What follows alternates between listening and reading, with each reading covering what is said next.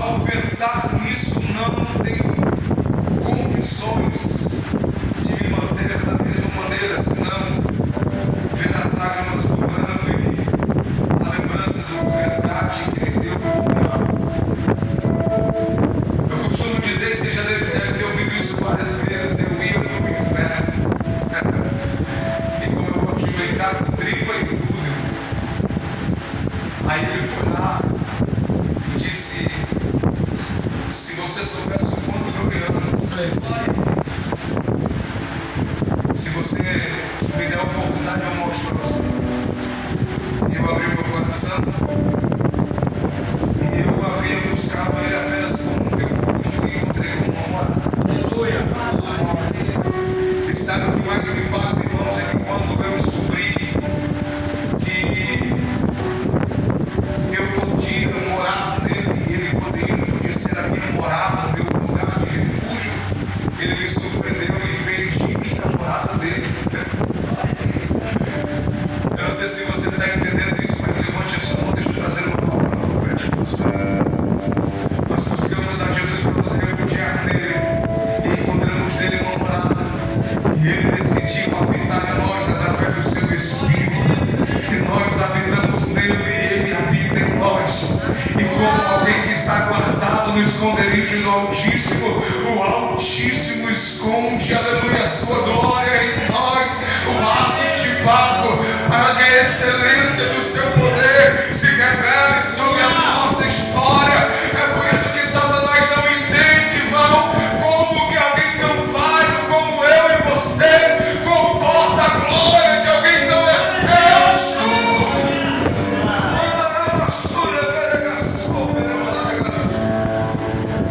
Ele é excelso e decide fazer morada em nós. Como que um vaso de barro comporta tanta glória, irmãos? E às vezes esse é o motivo por que algumas situações emocionais batem na nossa porta às vezes. Porque nós esquecemos de tudo isso, irmãos. Quando nós lembramos que nós somos templo e morada dele, não precisamos correr atrás de migalhas daquilo que o mundo tenta oferecer, ou que os homens parecem distribuir. O reino de Deus foi nos dado nas nossas mãos.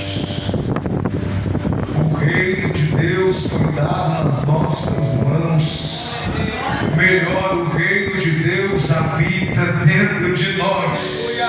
Eu não sei se você entende, mas o reino de Deus habita em mim e em você. O reino de Deus está em nós e através de nós ele é evidenciado. E dará à luz um filho, chamará o seu nome Jesus, porque ele salvará o seu povo dos seus pecados. Eu entendo, irmãos, o porquê da salvação. Eu entendo que isso é amor. O homem peca, se distancia e Deus decide amá-lo mesmo assim. Deus, cheio de falhas, defeitos, cheio de crises existenciais.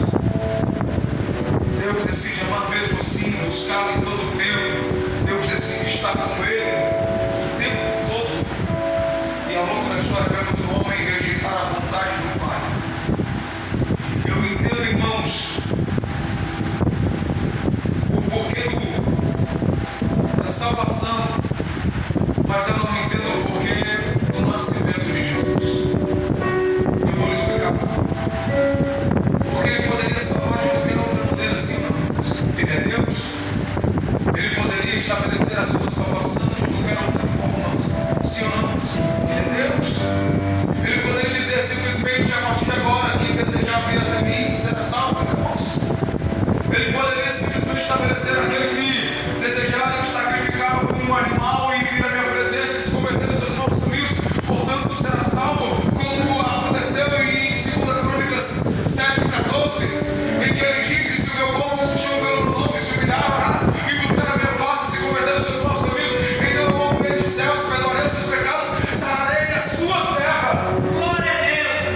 Ele poderia simplesmente fazer o movimento do céu e aqueles que estavam em condição de pecado seriam salvos. E isso, irmãos, ele estaria debaixo da sua autoridade. Eu entendo, irmãos, o sacrifício por amor, mas não entendo o nascimento. Por quê, pastor? Porque ele se dispõe da sua glória. Aleluia. Ele dispõe-se, irmãos, de todo o seu poderio. Ele se dispõe do seu trono inacessível. Ele se dispõe de todo o seu poder. E um corpo de carne e osso, ele decide nascer como eu e você.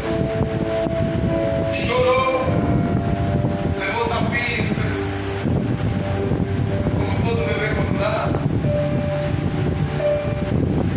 Ele comeu feijão, comeu arroz, comeu um bocado de coisa que só os comedores de feijão comem. Sentiu dor de barriga também, adoeceu, chorou quando abriu o portão do comer. Pra quê? Isso me impacta, Deus. Porque o nascimento de Jesus eu nunca vou compreender. Ele poderia só ter determinado a salvação, mas ele decidiu vir, sentir, passar. Ele decidiu experimentar. Decidiu conhecer na pele o sol que queima, o frio. Ele decidiu passar por tudo isso. Ele decidiu não só passar por tudo isso, irmãos, mas sofrer a agonia emocional quando olhava para a cruz, ainda que nem nela estava ainda. Porque como homem, ele não conhecia nada além do presente ou do que havia passado, mas como Deus, a cruz passava diante dos seus olhos o tempo inteiro. É como alguém, irmãos, que tudo que está fazendo, volta e meia se depara com a imagem da cruz. E volta e meia ele sabe que é lá a sua missão do sacrifício. Imagina alguém viver e conviver com esse sentimento. E lidar com ele, administrá-lo, gerenciá-lo. E a minha pergunta continua sendo: para quê? Por que não só já mereceu a salvação? Irmãos, todo mundo quer ter poder em si ou não? Quem não tem nunca foi criança e viu o Super-Homem e teve desejo de voar? Quem nunca viu os X-Men e pensou: e de repente se eu tivesse um poder legal? E se eu tivesse um poder bacana? Quem nunca olhou para si e se imaginou como um super-herói ou como uma super-heroína, com poderes mágicos ou como uma Barbie que voa, com casas de borboleta? Quem nunca passou por isso?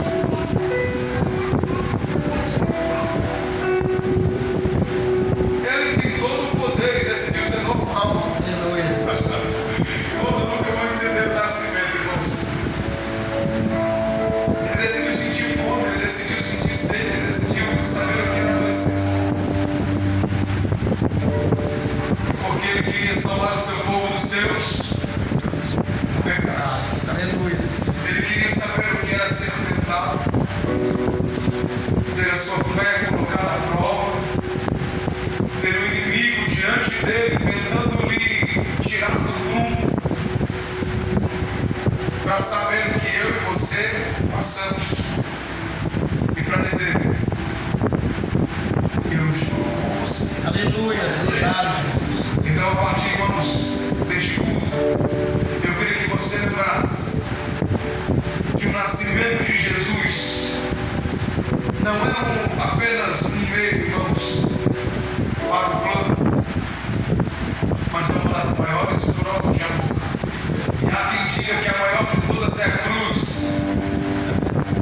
Mas, irmãos, desde que o Deus Todo-Poderoso decidiu criar o ser ser humano e colocar nele o seu espírito e estar com ele. A graça está presente nos meses. Levante a sua mão, deixa eu trazer uma palavra de vitória sobre a sua casa. Satanás não tem autoridade sobre a sua vida, porque dentro de você habita o Espírito Santo. Satanás não tem autoridade sobre a sua casa, porque ela foi comprada pelo sangue do Cordeiro de Deus. Satanás não tem poder sobre as suas emoções, porque aquele que é dono de todas as coisas foi quem criou, viveu cada uma delas para dizer para você: eu sou